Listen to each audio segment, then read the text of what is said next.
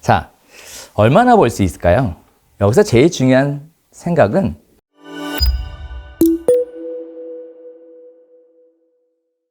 공인중개사 합격을 하자마자 질문은 똑같아요.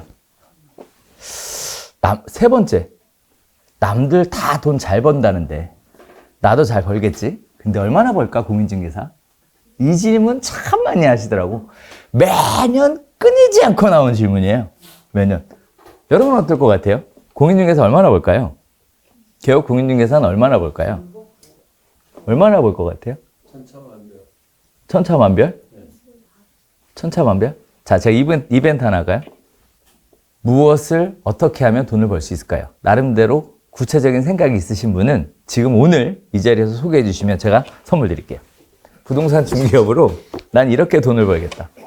구체적인 생각을 한 번이라도 해보신 분 있으면 자신 있게 한번 이야기해 보시죠. 없을까요? 없을까요? 대답을 못 한다고. 아까 말씀드렸던 것처럼 돈 버는 방법을 배운 적이 없기 때문에 대답을 못 해요. 무엇을 할 것이냐? 어떻게 할 것이냐? 이렇게 찾아가야 되는데 다들 열심히 하면 되지 뭐. 아, 잘하면 되지 뭐. 여기서 못 벗어나시더라고. 그런데 무엇을 열심히 할 건지, 어떻게 열심히 할 건지는 답을 못 해요.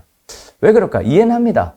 시험 때 배우지도 않았고, 더불어서 경험 있는 중개사도 없죠. 주변에. 심지어 많은 분들이 또 온라인 출신이야, 또. 그 흔해 빠진 합격자 모임에 목숨 걸어요. 합격자 모임의 공통점이 뭐예요? 다 초보잖아요. 네? 거기에 목숨 걸어. 거기서 무슨 답이 있느냐고. 아무도 경험한 사람이 없는데. 자, 안타깝죠. 자, 얼마나 벌 수 있을까요? 여기서 제일 중요한 생각은 무엇을 해서 어떻게 해서 벌었느냐라는 거예요. 그게 먼저 선행이 돼줘야 됩니다. 어차피 얘기는 할 거야. 너무 궁금해 하시니까. 천차만별이라고 하기에는 너무 무책임하잖아요. 그래서 말씀을 드릴 거예요. 그러나 제일 중요한 건 이겁니다. 무엇을 해서 돈을 벌 건지, 어떻게 해서 돈을 벌 건지. 또 하나는 남들이 돈을 버니까 나도 돈을 벌겠지? 라는 생각은 굉장한 어폐가 있어요. 남들이 망하면 같이 망하실 거죠. 똑같은 얘기인 거예요. 똑같은 얘기. 그러니까 남은 나의 비교 대상이 안 됩니다. 남들 죽을 때 같이 죽으실 거 아니면 남은 비교 대상이 아니에요. 그럼 걔를 먼저 빼내야 되는 거죠. 철저하게 여러분 자신에게 집중을 해야 돼요. 내가 뭘 할 수 있는지, 어떻게 할 수 있는지 얘를 바라봐야 되는데 자꾸 다른 데 시선이 가요. 왜? 모르니까. 이런 문제가 있더라고요. 자, 또 깨달은 게 있어요. 처음부터 시작하자마자 돈을 잘 벌 수는 없어요. 그것도 불가능한 일이에요. 그래서 예를 들면 이런 말이 있어요. 물 들어올 때 노져야 된다 라는 말이 있죠. 이 업계가 딱 그런 얘기가 통하는 곳입니다. 오픈을 했더라도 물이 잘 들어오면 좀 빨리 접을 수 있는 거고 아니면 늦게 접게 되는 거예요. 그러면 이제 많은 분들이 창업 시기에 대해서 조율을 하시더라고. 그건 제가 좀 이따가 다시 말씀드릴게요. 창업 시기. 여러분이 바라보는 관점하고 23년차 중개사가 바라보는 관점이 완전히 달라요. 여기서부터가 차이점이죠. 그거를 설명하기 위해 배경 지식을 깔아드려야 돼서 지금 설명을 드리는 겁니다. 자, 또 하나의 결론이 있어요. 소공은 어떠한 경우에도 개공보다 돈을 더 많이 벌 수는 없다. 이것도 진리예요. 이해되시죠? 동의하세요? 네. 아, 그래요? 네. 자, 여기까지가 세 번째 질문이었습니다. 이제 네 번째 질문 갈까요? 다 나이가, 시험장 가보니까 다 나이가 많던데 난 젊으니까 이 젊은 패기로 더 잘할 수 있겠지? 그럴까요? 젊으니까 잘할까요? 한 가지 분명한 건 젊은 분들이 가질 수 있는 크게 두 가지의 무기가 있어요. 두 가지의 무기. 첫 번째는 컴퓨터를 굉장히 잘 다룬다는 거예요.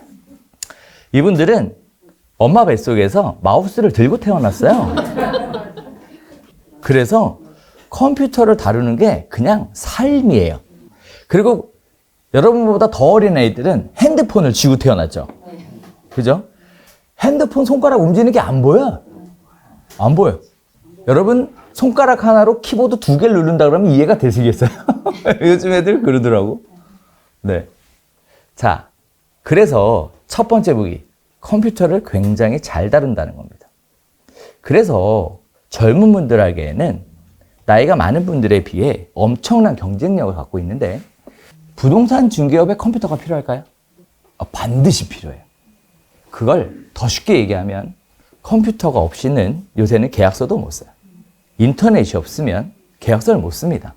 등기 열람해야지, 대장 열람해야지 해야 되니까 못 해요. 자, 또 하나. 컴퓨터는요, 말을 잘 들어요.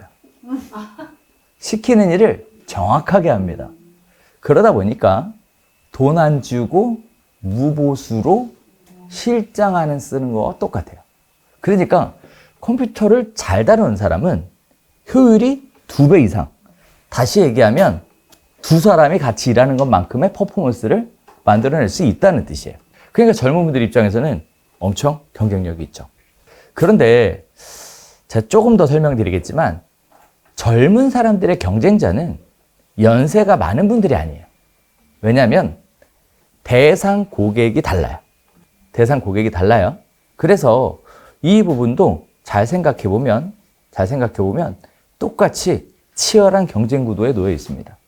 제가 보니 젊은 분들은 뭐 MS 다루는 거, 엑셀 다루는 거 이런 건 당연히 할 줄 알고요. 조금 잘하시는 분들은 비주얼 베이직으로 엑셀에 매크로를 만든다든지 하는 것들도 솔직하게 하시더라고요. 이제부터 못 알아듣는 얘기가 나와. 그리고 이공계를 나오신 분들은 기본적으로 파이썬 프로그래밍이 그냥 익숙해져 있어서 굳이 힘들게 네이버 부동산 들어가서 국토교통부 실거래가 신고센터 들어가서 매물 안 봐요. 그건 누가 한다고? 여러분 네이버 부동산 가서 매물 찾아보면 찾아보기 쉬워요? 무슨 매물인지 보여 그게? 천재입니다. 그걸 볼 수 있으면. 그러다 보니 젊은 분들은 그렇게 접근하는 거예요. 훨씬 빠르죠. 효율이 훨씬 빨라요. 그리고 우리는 나이가 들면서 항상 느끼는 게 있지만 세상에서 가장 못 믿을 게 내 손가락이요. 가장 더 못 믿을 게 내 기억력이죠. 그런데 기억력을 컴퓨터로 의지하다 보니까 기억에 오차가 없네요. 그래서 이런 장점을 갖고 있어요. 대신 다른 분들도 똑같은 상황이다 보니 그분들과의 경쟁 구도에 똑같이 놓여 있게 되더라라는 겁니다. 미리 하나 힌트를 드리면 나이가 젊은 분들은 단점이 뭐냐면 매매 거래를 하기가 쉽지 않아요. 제가 직접 경험해 보니 만 35세가 기준이더라고요. 35세 미만은 매매 거래가 어려워. 무슨 뜻이냐면 매수자가 개업 공인중개사를 볼 때 아들뻘이야. 믿음이 안 가. 왜? 우리 아들이 얼마나 엉성한지 누구보다 잘 알거든. 그러니까 안 맡기는 거예요. 심지어 저는 부동산 할 때 문 열고 들어와서 저한테 물어보더라고. 사장님 어디 계시냐고. 제가 사장입니다. 일단 너 말고 진짜 사장님. 이걸 겪으면서 매매가 그래서 쉽지 않겠구나. 만 35세 그래서 제가 젊을 때는 늙어 보이는 게 컨셉이었어요. 어떻게 하면 늙어 보일까? 그런데 35세 딱 지나고 나니까 그 고민은 싹 날아갑니다. 그때부터는 원활하게 상담도 되고 매매도 되고 해요. 그래서 여기서부터 판단의 기준이 달라지죠. 젊은 분들의 또 하나의 장점이 있어요. 바로 지치지 않는 체력입니다. 잠깐 자고 일어나면 초기화되죠. 다시 살아나요. 쫙! 내가 언제 힘들었냐? 우와! 이 지치지 않는 체력으로 엄청난 기동력을 가지고 열심히 발품, 손품을 열심히 팔죠. 그래서 이 부분들과 비교해보면 역시 또 연배가 많으신 분들은 우리는 자고 일어나도 잔 것 같지가 않아. 너무 피곤해. 그래서 체력에서 밀립니다. 체력에서. 그런데 젊은 분들의 또 하나의 단점이 있어요. 뭘까요? 개인주의. 그것도 맞아요. 뭐가 또 있을까요? 제가 개인적으로 생각할 때는 그분들은 그렇게 열심히 살고 싶지 않아요. 워라밸이 중요하고 주 5일째 쉬는 날, 퇴근 시간, 최저 근무 시간, 월차를 굉장히 중요하게 생각해요. 그래서 시험장에서 봤던 그 수많은 젊은 공인중개사들 있죠. 이 바닥에 별로 없습니다. 힘들거든요. 이 젊은 분들인 저는 그래서 전 딱 두 종류로 봐요. 욕망이 있는 분들 있죠. 큰 꿈이 있는 분들. 이 사람들은 이 업계에서 잘 나갑니다. 까짓 거 일 열심히 해서 돈 버는 게 더 낫지. 뭐 하려고 쉬어? 계약 하나 하는 게 더 낫지. 그게 뭐가 그렇게 중요해? 이렇게 생각하시는 분들이 극소수가 있거든요. 결국 그들만 살아남아 있어요. 결국만. 그러면 돈을 잘 벌까요? 엄청 잘 벌어요. 여러분이 생각하는 거 이상으로 잘 법니다. 젊은 분들은 특정 지역에 모여 있어요. 그래서 여기저기 다녀봐야 젊은 공인중개사를 만나기가 어렵습니다. 어디 모여 있을까요? 맞아요. 대학가 주변, 강남역 주변으로 모여 있습니다. 홍대, 건대, 무슨 서울대, 그다음에 어디야? 외대, 그다음에 논현동, 신사동, 이런 쪽 있죠. 이런 쪽에만 젊은 분들이 포진돼 있어요. 그러니까 이제 거기는 젊은 사람들의 각축장이에요. 각축장. 그래서 거기는 여러분들이 이제 나중에 조금 지나면 느끼시게 될 텐데, 거기는 이제 직원들을 뽑을 때 조건이 자기 차가 있어야 됩니다. 그래서 지치지 않는 체력으로 고객을 태우고 계약할 때까지 모시고 다니는 게 그분들의 열정과 패기죠. 그렇게 포기하지 않고 열정적으로 하시니까 매출이 좋습니다. 잘 아는 공인중개사 분 한 분이 계신데, 이분이 이제 BMW를 뽑아요. 강남역에서 하시는 분들이 이제 보면 돈 잘 번 중개사들이 외제차들을 많이 타고 다닙니다. 그래서 BMW 뽑아요. 6개월 만에 할부 다 갚더라고요. 그것도 여성분이. 그걸 보면서 돈 되는구나. 그런 걸 알게 됩니다.